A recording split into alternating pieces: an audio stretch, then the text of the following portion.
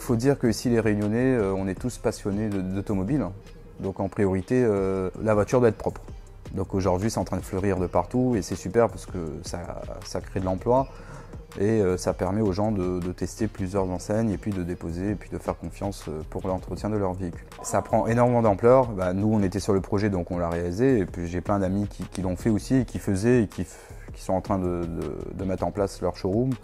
Et c'est super parce que ça nous permet d'avoir une nouvelle expérience et d'acquérir beaucoup de bonnes choses surtout et de réaliser le rêve des clients qui aimeraient que leur petite voiture brille tout au long de l'année. Et je ne sais pas vraiment qu'est-ce qui fait qu'il y a beaucoup de gens qui en font. Après, il y a beaucoup de gens qui me parlent, qui en font ça, qui me textent, etc. pour des conseils et tout. Moi, j'en donne, hein. Mais ils sont là pour... ils me disent c'est pour dépanner. Ils font ça pour dépanner, genre complément de salaire, on va dire.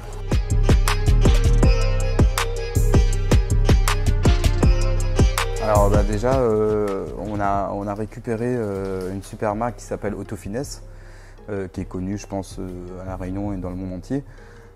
Donc on vend déjà des produits Autofinesse, donc c'est pour l'entretien automobile pour les particuliers, ceux qui veulent récupérer leurs produits et le faire à la maison.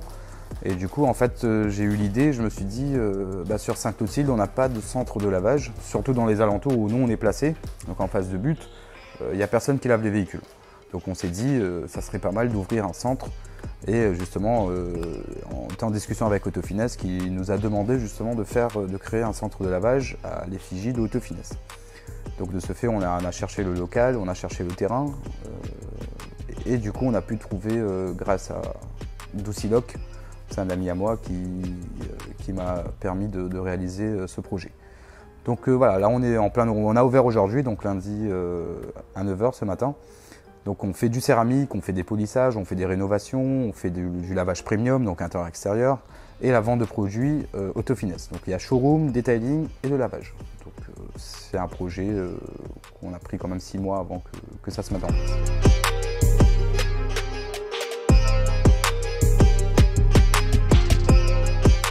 En fait, le detailing, selon moi, c'est vraiment l'esthétique auto poussée dans les retranchements.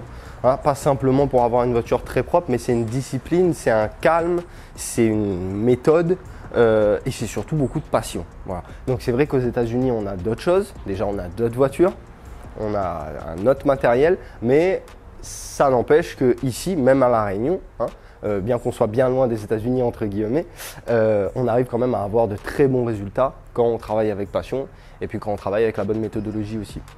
Le but, c'est simplement de prendre un véhicule et d'aller au plus loin dans soit la propreté, soit la brillance, en fait tout simplement en entretien voilà, esthétique le plus poussé possible. Donc on va y aller au pinceau, on va y aller avec de la méthodologie compliquée entre guillemets pour les carrosseries, que ce soit le polissage, le poli illustré, la décontamination.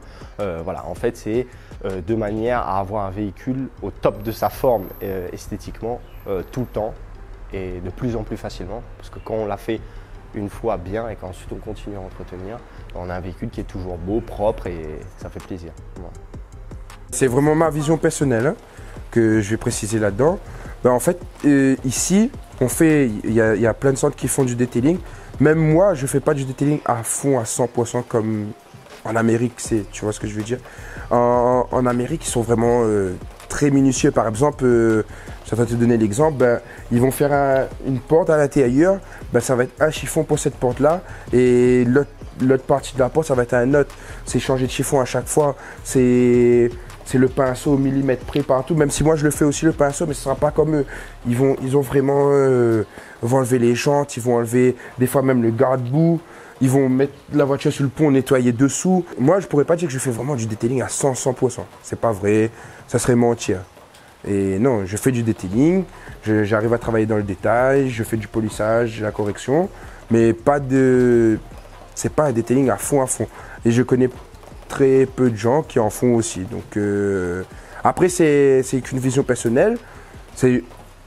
On devrait se comparer à la vraie définition. Dans ce cas-là, il n'y a vraiment pas. On ne fait pas ça à 100%, je trouve. C'est que mon avis personnel. Mais après, oui, il y a plein de gens qui font du détail. Moi, j'arrive à quand même travailler dans le détail. Mais c'est pas comme en Amérique où là, c'est vrai. Ils sont déjà en Amérique, ils sont toujours plus gros. Et ils sont vraiment poussés à fond. Par exemple, mais même au Japon c'est encore quelque chose d'autre. Il y a des marques au Japon où, par exemple, vous allez avoir une cire pour la couleur gris et une cire pour les couleurs blanches. Ça, c'est complètement autre chose. Alors qu'ils ont des cires qui vont donner de l'éclat au blanc et que si tu le mets sur le noir, ça va pas faire la même chose. C'est vraiment poussé. Mais par exemple, nous, dans notre métier, on ne peut pas se permettre d'avoir une cire pour une voiture blanche, une cire pour une voiture noire. On essaye de trouver le bon compromis qui fait que ça fait la même chose. Mais eux, non, ils vont être vraiment carrés là-dessus. C'est blanc, c'est cire pour blanc. Quand c'est noir, c'est cire pour noir. C'est tout.